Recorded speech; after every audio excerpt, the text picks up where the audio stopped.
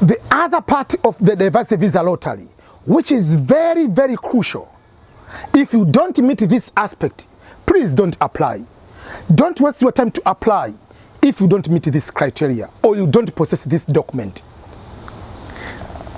In the most recent applications, 2-3 years ago, the Department of State, or rather the US government, introduced the passport requirement in the application. This is another security feature to make sure that if you are the one who is applying, you are the one who is applying. To avoid scams, fraud, people stealing identity of others. Because it is easy, I can go there, I can find Ernest Boniface Makulilo, I can get the picture online, on social media, I can know what is the education level, I can know the city of birth, all those information, but you cannot get my passport number. So it can help to protect the identity of applicants. So that is good way. Advantage of that is bad, but its advantage, it has reduced the number of applicants. It's bad, but for some people who have applied, it's good. So the requirement is this, as follows. You must have passport, valid passport. When I say valid, it means the passport which is current in use in your country. There are countries, like in East Africa, they have introduced a new passport. So it means the old passport, if in your country are no longer used, that passport is invalid, is not a valid passport. Meaning you cannot use the old passport of Tanzania, the old passport of Rwanda, the old passport of Kenya, the old passport of Sudan, the old passport of Uganda to travel, to go to Europe or to go other countries. Those passports are no longer applicable. Even if the expiration date is still maybe 2028, but those are not valid passport any longer. You cannot travel with those passports. So number one, passport must be valid, current passport of your country. Number two, must be an expired passport. If you use expired passport, you'll be disqualified on the diversity visa lottery. And when we say unexpired, it means, for instance, you are applying today, the passport must be valid, passport must be unexpired on the day of applying. If you are applying, let's say on October 10th, and the passport is going to expire on October 11, you are allowed to use that passport. Don't ask me the question, but my passport is going to expire in January next year. How will I go to America? Forget about how you'll go to America. The instruction is, on the day of applying, is your passport valid? If the answer is yes, go ahead and apply with it.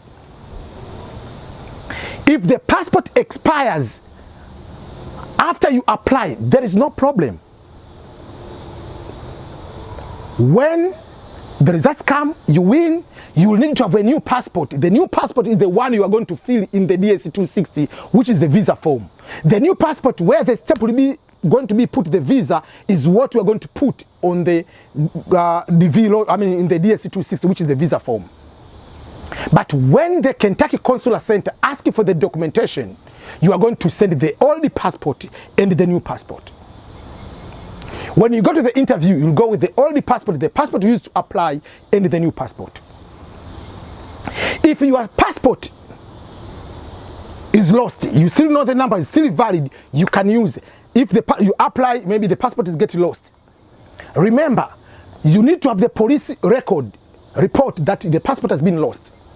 You need to have the information when they request for the documentation, if you win, to say, I applied using my passport, and this is the police record that indicates passport number so and so, I lost the passport, and this is the new passport.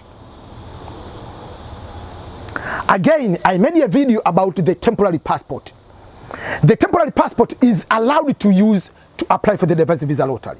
If you don't have the passport, go and apply the temporary passport. Temporary passport is a piece of paper, different from the passport book. Passport book is 10 years. Temporary passport is 6 months to 1 year valid. Temporary passport, you travel within your region. Meaning, if you're from East Africa, you can travel within East Africa. If you're from West Africa, you can travel within West Africa. If you are whatever, so it's a passport for a shorter time. So this temporary passport is allowed. You are allowed to use this temporary passport to apply for the DV lottery. If you use this one, when it is written, you can go and read the information. The passport number is starting with the TP, then there is a number. TP is the abbreviation for the word temporary passport. Don't use the word TP, the number. Put just the number and the letters which are there. Don't put the word TP. But the bigger passport, some countries, for instance in East Africa, these passports have letters and numbers, the big passport. Go ahead, for instance in Tanzania they put TAE, then there is a number. Go ahead and put the letters and numbers for the passport. But passport in America, they have just the numbers. They put the number, they don't put the letters. But if your country has letters and numbers, go ahead and put letters and numbers in your passport. Only on the temporary passport, the word TP, don't put the word TP. Because it's just abbreviation, doesn't mean anything. So you are allowed to do that way. What if you don't have passport? Go and apply for temporary passport. Temporary passport is about $5 to $10 in your country. You can get it within 1 to 2 days. It's easier to get it. You are allowed to use to apply. Don't apply at all if you don't have the passport, because you'll win and you'll be denied the visa. If you apply, there are 3 exceptions. I'll put 4, but 3 exceptions where you are allowed to apply without a passport. Don't choose this exception unless otherwise you meet. Number 1, you must be stateless, which you are not. If you put you are stateless, you have to prove you are stateless. Very few people in this world are stateless. Where were you born? You are born in Ghana, you are born in South Africa, you are born in Sudan, born in Tanzania, Kenya. Obviously you are not stateless, regardless of your status. Being refugee, you are not stateless. So don't put stateless because you are a refugee. No. If you are born in Burundi, yeah, you are born in Burundi. If you are born in Somalia, you are born in Somalia. Doesn't matter whether you are a refugee or not. You are not stateless. The second exception, you must be coming from a communist-controlled country, and you are unable to get the passport from that country, from that government. I guarantee you, no country in Africa is a communist-controlled country. No country in Asia which is eligible to apply is a communist-controlled country. So don't put your communist-controlled country. Failure to get the passport, whether you are late, whether because of the pandemic, whether because of the war in your country, it doesn't count. It doesn't matter. The only reason you cannot get the passport is you are coming from a communist-controlled country, or you are stateless, or you have a waiver letter from the Secretary of Homeland Security and the Secretary of State of the United States of America. And in order to get that waiver, you must already be in the United States. There is a form you have to fill. You are already here. I believe until you come here, you already have the passport. So those are the only 3 exceptions you are allowed to apply without a passport. Don't put any exemption unless otherwise you meet. I guarantee you 99.99% of you don't meet. So go and get the passport. Whether it's temporary passport, whether a passport book, you must get it. If you don't get it, don't apply. I know 3 people applied without a passport. 1, they were denied. I know 1 person applied with expired passport, went to the interview, was denied because used expired passport. That is wrong. It's very, very wrong. Another exception or applicability is if you are a refugee and you have the UN passport, UNHCR, which is the United Nations High Commission for Refugees, they provide a certain type of passport. If you have those passports, you are allowed to use those passports. That is the other exception you can be able to use if you are a refugee and you have a refugee passport. Out of that, don't apply without a passport. And the passport is required to the main applicant.